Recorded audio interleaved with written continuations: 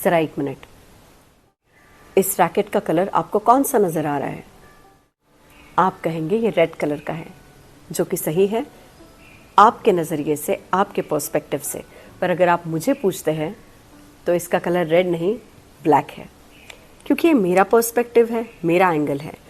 आप आपके नज़रिए से सही कह रहे हो और मैं मेरे नज़रिए से सही कह रही हूँ, पर इसी डिफरेंस ऑफ पर्सपेक्टिव की वजह से अनबन हो सकती है, मिसकम्युनिकेशन हो सकता है, यहाँ तक कि बड़ी बड़ी लड़ाइयाँ भी हो सकती है।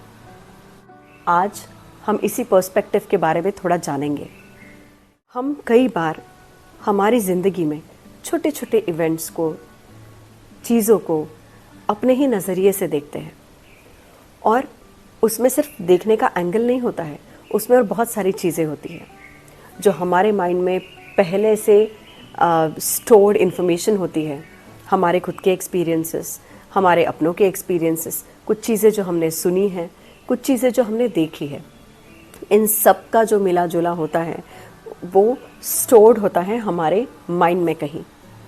और उसके बाद जब उसी से रिलेटेड कोई चीज़ हमें हल्की सी भी लगती है कि हाँ उस चीज़ से रिलेटेड है, तो हम वही फाइल एग्जीक्यूट करते हैं और हमारे पर्सपेक्टिव में इस स्टोर्ड इन्फॉर्मेशन का तड़का लगता है।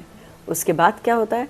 उसके बाद हम इन्फॉर्मेशन को जनरलाइज करते हैं, यानी ऐसा हुआ मतलब वो जब हुआ था उसी तरह की ये चीज़ है, तो वी जनरलाइज द थिंग्स और पीपल और the event rather, and then there is also distortion, यानी एक चीज़ को एक ही तरह से नहीं, हम उस इन्फॉर्मेशन को तोड़ मरोड़ के अपने ब्रेन में हम सेव करते हैं।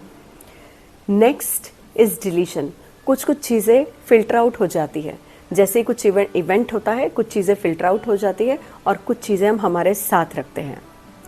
तो डिलीशन, डिस्टॉर्शन, जनरलाइजेशन, ऊपर से हमारा पर्सपेक्टिव और हमारे दिमाग में जो सब कुछ सेव्ड है, जितनी फाइल्स सेव्ड है जो उससे कहीं ना कहीं रिलेट करती है, और हम उस फाइल्स के फिल्टर से भी उस इंफॉर्मेशन को देखते हैं। जानिए या सोचिए, जब इतनी सारी चीज़ें एक इवेंट में होती है तो क्या हम 100% श्योर हो सकते हैं हमने जो जजमेंट दिया है वो सही होगा, आपका जो पर्सपेक्टिव है वो सही होगा? नहीं।